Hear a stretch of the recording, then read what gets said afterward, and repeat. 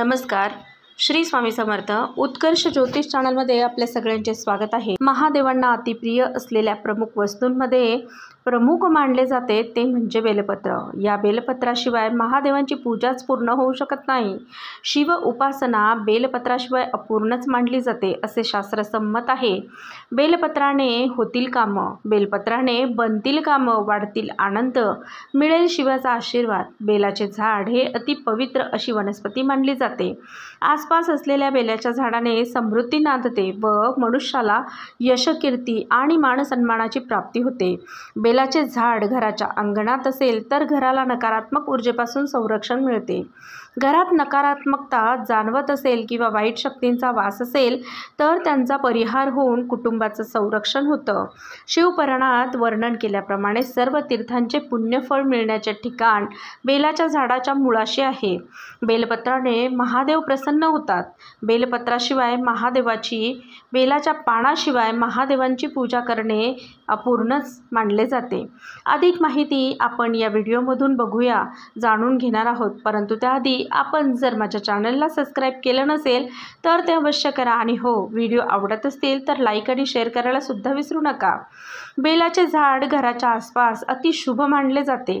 बेलाचे झाड शुभ आणि पवित्र असेच मानले जाणारे वृक्ष आहे.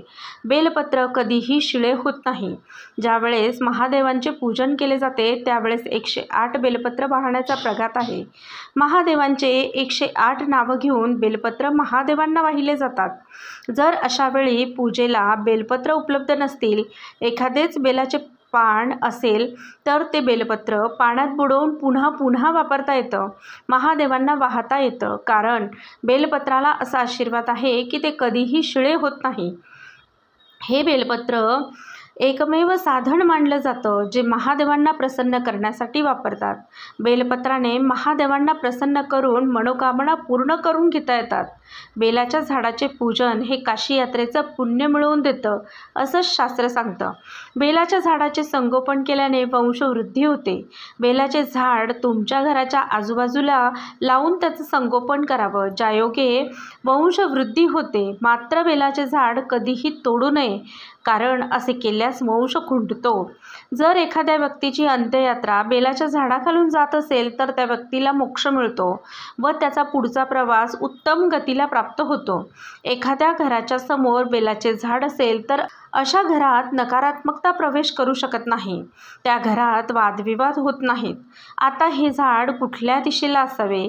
बेलाचे झाड जर उत्तर पश्चिम म्हणजेच वायव्य कोपऱ्यात असेल, वायव्य दिशेला असेल तर कुटुंबियांना मान सन्मानाची प्राप्ती करून देते, तसेच यशसुद्धा लाभते. त्यांचा नावलौकिक उत्तम होतो व त्या व्यक्तींना अधिकाराचे पद प्राप्त होते. बेलाचे झाड जर उत्तर पूर्व म्हणजेच ईशान्य दिशेला असेल तर घरात सुख समृद्धीचा लाभ होऊन माता लक्ष्मीचे वास्तव्य अखंडपणे त्या कुटुंबात राहते. घराच्या अंगणात, घराच्या आवारात बेलाचे झाड असेल तर अशा घरावर तंत्र मंत्र आदींचे प्रयोग होत नाहीत. घरातील व्यक्तींवर अशुभ शक्तींचा प्रभाव पडू शकत नाही. घराच्या पुढच्या बाजूला बेलाचे झाड असेल व मुख्य प्रवेशद्वाराच्या बाजूला झाड असेल तर रोज त्याचे पूजन अवश्य केले पाहिजे. तिन्ही लोकातील पुण्यतीर्थ ज्याच्या मुळाशी आहे असे बेलाचे झाड भगवान शिवांना अतिशय प्रिय आहे. भगवान शंकरांची कृपा प्राप्त होण्यासाठी बेलाचे पान महादेवांच्या पूजेत अवश्य असावे. भगवान शिवांच्या कृपा आशीर्वादाने आरोग्य प्राप्तीसाठी बेलाचे पान महादेवांना वाहतात.